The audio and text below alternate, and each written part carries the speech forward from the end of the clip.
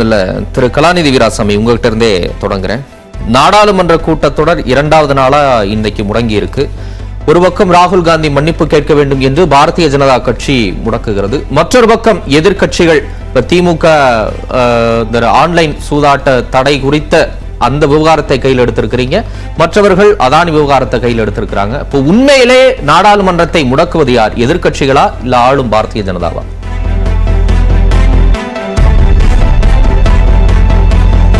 அனைவருக்கும் வணக்கம். இது நீங்க தொடர்ந்து இப்போ இந்த ஆட்சி வந்ததுக்கு அப்புறமா பாராளுமன்றம் நடப்பதை பார்த்தீர்கள் என்றால், நாங்கள் போய் பாராளுமன்றத்தில் 1 மணி நேரம் 2 மணி நேரம் அந்த வெல் ஆஃப் த ஹவுஸ்ல போயிட்டு நாங்கள் மூச்சு முட்டை நாங்கள் கத்திக்கிட்டு இருந்தா கூட எனக்கே சில சமயம் நினைப்பேன், நான் யாராவது மயக்கம் போட்டு விழுந்துட போறாங்களோன்ற அளவுக்கு இருக்கும்.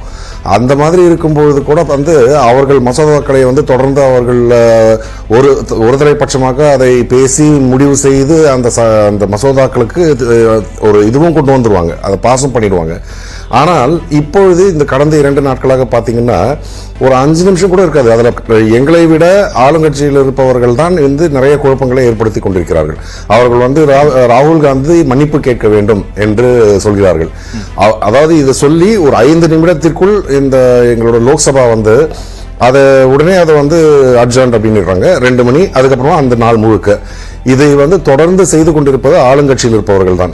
அவர்களுக்கு இந்த பாராளுமன்ற இந்த அமர்வு நடந்துவிடக் கூடாது என்பதில் எதற்காகவோ அவர்கள் தெளிவாக இருக்கிறார்கள். அது எந்த காரணத்திற்காக அவர்கள் அதை ஆளுங்கட்சி எதுக்கு நாடாளுமன்றத்தை முடக்கணும் நினைக்க போறாங்க? ஏற்கனவே 35 மசோதாக்களை இந்த கூட்டத்தொடர்ல நிறைவேற்றணும் பாரதிய ஜனதா கட்சி முடிவெடுத்திருப்பதான தகவல் எல்லாம் வந்துகிட்டு இருக்கு. இப்ப அவங்களுக்கு அதுதான நோக்கமா இருக்கும். அவங்களே ஏன் திட்டமிட்டு அவங்க மசோதா கொண்டு வர போறதே தடுத்து நிறுத்திக்க போறாங்க, நாடாளுமன்றத்தை முடக்க போறாங்க?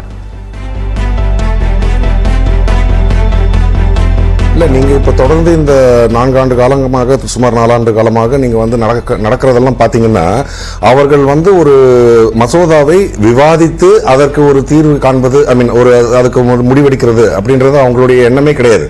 அவர்கள் தொடர்ந்து செய்வது எல்லாம் நீங்க இப்போ ஒவ்வொரு வாட்டியும் பார்த்தீங்கன்னா அவசர காலமாக இப்பொழுது இருக்கும் இவர்கள் சொல்லும்படி பார்த்தால் நீங்க 35 மசோதாக்கள் இருக்கு அப்படின்னா இருப்பது 12-13 நாட்கள் தான். அதாவது இந்த பாராளுமன்றம் இந்த அமர்வு இருக்கிறது 12 நாட்கள் அப்படின்னு வச்சுக்கிட்டீங்கன்னா ஒரு நாளைக்கு 3 மசோதா பாஸ் பண்ண வேண்டியிருக்கு.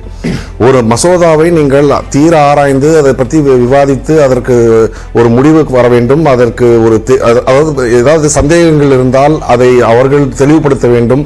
இதற்கெல்லாம் ஒரு நாளைக்கு 3 மசோதா அப்படின்ற கணக்கில் அவங்க ஒரு பிளான் பண்றாங்க. அதுல 2 நாட்கள் அவர்கள் ஏற்கனவே இதை முடித்து விட்டார்கள். நீங்க கடைசியில பாத்தீங்கன்னா ஒவ்வொரு நாளைக்கும் 10 மசோதா சொல்லி ஒரு 3 நாள்ல முடிச்சிருவாங்க. இதுதான் அவர்கள் தொடர்ந்து இந்த 4 ஆண்டு காலமாக செய்து கொண்டிருப்பது.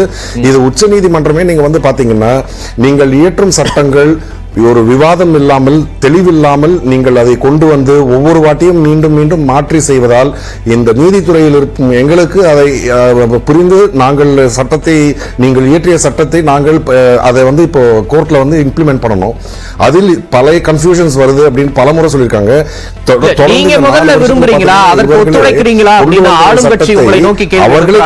தொடர்ச்சியா நீங்க நாடாளுமன்றத்துல இப்ப நீங்க ஆன்லைன் சூதாட்ட மசோதா குறித்த விவாதத்தை எடுப்பீங்க, ஆளுநர் குறித்து எழுப்பி இருக்கிறீங்க.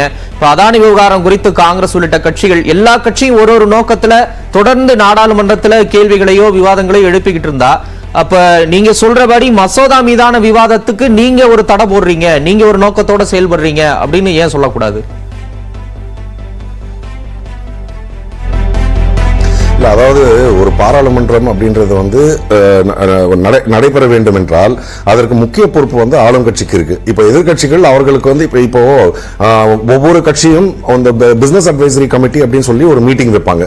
அந்த பிசினஸ் அட்வைசரி கமிட்டி அப்படின்ற மீட்டிங்ல ஸ்பீக்கர் ஒருதலை பட்சமாக செயல்பட்டு அனைத்து எதிர்கட்சிகளும் ஒரு பிசினஸ் அட்வைசரி கமிட்டியில இருந்து வெளிநடப்பு செய்தது அப்படின்றது பாத்தீங்கன்னா ஒரு கடந்த சில தசாப்தங்களாக அது ஒரு வழக்கமே இல்லாத ஒன்று. இன்று எதிர்கட்சிகள் அனைத்தும் இந்த பிசினஸ் அட்வைசரி கமிட்டியிலிருந்தே வாக் அவுட் பண்ற அந்த அளவுக்கு ஒரு மிக மோசமான சூழல் நிலவி கொண்டிருக்கிறது. ஒரு ஸ்பீக்கர் அப்படின்றவர் he should be the center. அவர்தான் அனைத்து கட்சிகளில் இருக்கும் அந்த பாராளுமன்ற உறுப்பினர்களுக்கும் பாதுகாவலர். அவர் அவரே ஒருதலை பட்சமாக நடந்து கொள்கிறார் என்ற ஒரு குற்றச்சாட்டுக்கு இந்த ஸ்பீக்கர் வந்திருக்கிறது அப்படின்றது துரதிருஷ்டவசமானது. சரி, இப்ப இதை கடந்து மிக முக்கியமான விவகாரமா ராகுல் காந்தி வெளிநாட்டுல போய் இந்தியாவை அவமதித்து விட்டார் அப்படின்னு சொல்றாங்க. இப்ப இந்திய ஜனநாயகம் குறித்து வெளிநாட்டுல ராகுல் காந்தி பேசினது ஒரு முக்கியமான பிரச்சனை இல்லையா? அது குறித்து அவர் மன்னிப்பு கேட்கணும்னு மத்திய அரசு சொல்வதில் நியாயம் இல்லையா? இல்ல, நீங்க இப்போ அதாவது எனக்கு எந்த விதத்துல இதை நீங்க சொல்றீங்க அப்படின்னு தெரியல. இப்போ அதே மாதிரி பிரதமர் மோடி அவர்கள் வெளிநாடுகளுக்கு சென்று காங்கிரஸ் ஆட்சி செய்த காலம் இருண்ட காலம், நாடே குட்டிச்சுவராக இருந்தது, இந்தியர்களாக இருப்பதற்கு வெட்கப்பட்டு கொண்டிருந்த காலம் எல்லாம் இருந்தது இப்படின்னு சொல்லி அவர் இந்தியாவை பற்றியும் இந்திய வரலாற்றை பற்றியும் இதெல்லாம் அவர் பேசுறப்போ அதை யாரும் ஒருத்தரும் அதை பத்தி கேள்வி கேட்கல. அதே போல இங்கிருந்து நீங்க போய் இந்தியாவை பத்தி ஏதோ உங்களுடைய கருத்துக்களை சொல்றீங்கன்னா பரவாயில்ல, நீங்க அமெரிக்கால போயிட்டு அப்கா பார் ட்ரம்ப் சர்க்கார் அப்படின்னு ட்ரம்புக்கு பிரச்சாரம் பண்றீங்க. ஒரு நாட்டின் தலைவராக இருந்து கொண்டு நீங்க இன்னொரு நாட்டில் நடக்கிற ஒரு தேர்தலில் ஒருவரை ஆதரித்து நீங்கள் பேசுவது அப்படின்றதெல்லாம் அது இந்தியாவை பற்றி வெளிநாட்டில் விமர்சித்து பேசுவதற்கும் ஒரு தலைவரை ஆதரித்து பேசுவதற்கும் வித்தியாசம் இல்லையா திரு கலாநிதி? இந்தியாவை பற்றி விமர்சித்து பேசுவதாக எனக்கு அது அந்த புரிதல் இல்லை. ஏன்னா அவர் சொல்றது இங்கு ஜனநாயகம் என்பது இந்த ஆட்சியில் குறைந்திருக்கிறது. அவர் இந்தியாவை பற்றி எந்த விமர்சனமும் வைக்கல. அவர் இந்தியாவில் நடந்து கொண்டிருக்கும் ஒரு ஆட்சி எங்களுக்கு அவர் பாராளுமன்றத்தில் சொல்றதையே தான் இப்ப அங்கேயே சொல்றாரு. அதாவது இப்ப எங்களுக்கு போதிய அளவுக்கு எங்களுக்கு பேசுவதற்கான வாய்ப்புகள் மறுக்கப்படுகின்றன, எங்களோட மைக்கு சுவிட்ச் ஆஃப் பண்ணிடுறாங்க. ஜனநாயகம் என்பது பாராளுமன்றத்திலேயே இல்லை, அதை மக்கள் எப்படி எதிர்பார்க்க முடியும் அப்படின்ற ஒரு அவல நிலையில் தான் இன்று இந்தியாவில் நாங்கள் இருக்கிறோம். இது இந்த அரசாங்கத்தை பற்றி ஒரு குற்றம் சொல்கிறாரே தவிர இதுல போய் இந்தியா ஒரு மோசமான நாடு அப்படின்ற மாதிரின்ற கருத்து கிடையாது. இல்ல, அத பாராளுமன்றத்துல சொல்லலாம், பாரத் ஜோடோ யாத்திரையில சொல்லலாம், இல்ல மக்களவை சபாநாயகர் ஓம் பிர்லாட்ட சொல்லலாம், பொதுத்தளங்கள்ல சொல்லலாமே. வெளிநாட்டுல போய் அப்படி எங்க மைக் ஆஃப் பண்றாங்கன்னு பாராளுமன்றத்துக்கும் கேம்பிரிட்ஜ் பல்கலைக்கழகத்துல சொல்றதுக்கும் வேறுபாடு இல்லையா? இல்ல, இப்போ இல்ல, பாராளுமன்றத்தில் அவர் சொன்னதை அவை குறிப்பிலிருந்து நீக்குகிறார்கள். எந்த காரணத்திற்காக அதை நீக்குகிறார்கள்? அதாவது இப்ப அவர் அவை குறிப்பில் அவர் பேசினதுல ஏதாவது ஆட்சேபத்திற்குரிய ஒரு வார்த்தைகள் இருந்தால் அன்பார்லிமெண்டரி வேர்ட்ஸ் இது மாதிரி இருக்கு நீங்க நீக்கிறீங்கன்னா பரவாயில்ல. அவர் எழுப்பும் சந்தேகங்கள் இன்று இந்திய நாட்டில் இருக்கும் ஒவ்வொரு குடிமகனுக்கும் இருக்கும் சந்தேகம். அதானிக்கும் பிரதமருக்கும் என்ன தொடர்பு இருக்கிறது? தொடர்ந்து இப்ப ஸ்ரீலங்கன் பார்லிமெண்ட்ல அங்க இருக்கிற ஒரு இபி அபிஷியல் அங்க நடக்கும் ஒரு கமிட்டி என்கொயரியில மோடியின் நிர்பந்தத்தின் பேரில் தான் நாங்கள் இந்த இது அதானிக்கு அவர் குழுமத்திற்கு கொடுத்தோம் அப்படின்னு சொல்லி இது ஓபனா சொல்லிட்டு அதுக்கு 2 நாள் கழிச்சு பாத்தீங்கன்னா அவர் இல்ல நான் தெரியாம சொல்லிட்டேன் அப்படின்னு சொல்லிட்டு அவர் வேலையிலிருந்து நீக்கப்படுகிறார்.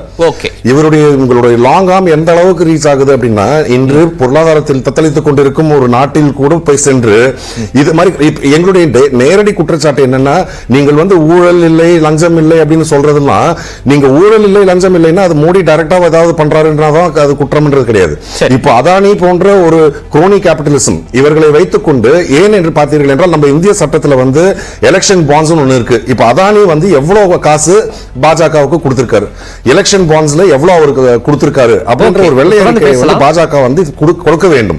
அதே போல இப்ப பாராளுமன்ற குழு ஒன்று அமைக்க வேண்டும் என்று கோரிக்கை வைத்திருக்கிறோம். அதற்கு அவர்கள் ஒப்புதல் தர வேண்டும். தொடர்ந்து பேசலாம் டாக்டர் கலாநிதி.